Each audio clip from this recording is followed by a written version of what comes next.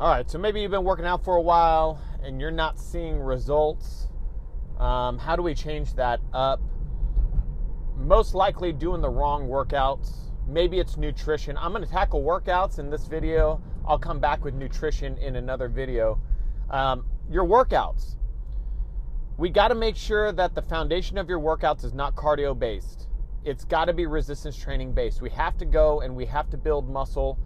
The reason why resistance training is so important is because we're going to go and we're going to break down muscle fibers that your body is going to be expending energy to repair, number one. Number two, it's going to help you to build bigger muscles, assuming your nutrition's on lock. Again, we'll tackle that later. You're going to build back bigger muscles, which is going to then increase your metabolism long term, so that when you are not working out, your body's going to burn more calories just being at rest, because your muscles is what we call metabolically active tissue, which means that it is always working even when you are not working. So building muscle is paramount. The way that we have to do that is to, number one, ensure that we're doing the right kinds of workouts. And depending on the amount of time that we have, it means we must do specific movements first. So compound exercises are exercises that use multiple joints at the same time for a single movement.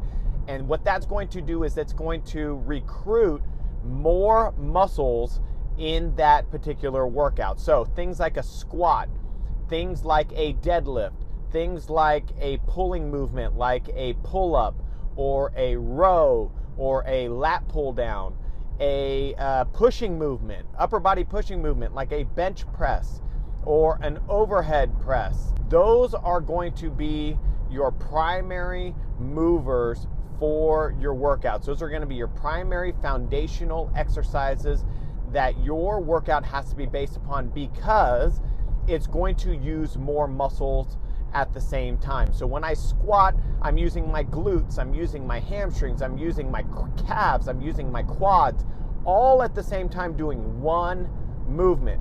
When I'm doing a deadlift, the same thing is happening. I'm using all those same muscles at the same time. When I'm doing a pulling movement like a pull down or a pull up, I'm using my biceps, I'm using my rear shoulders, I'm using my upper back and my mid back muscles called your traps and your lats. And then when you're using the pushing movements, you're using your triceps, you're using your front shoulders, your front delts essentially, and your pec muscle. All of those movements also involve your core. So we have to use movements so that if we happen to be short on time, we are able to get the most bang for our buck. Those movements also increase our growth hormone production and our testosterone production.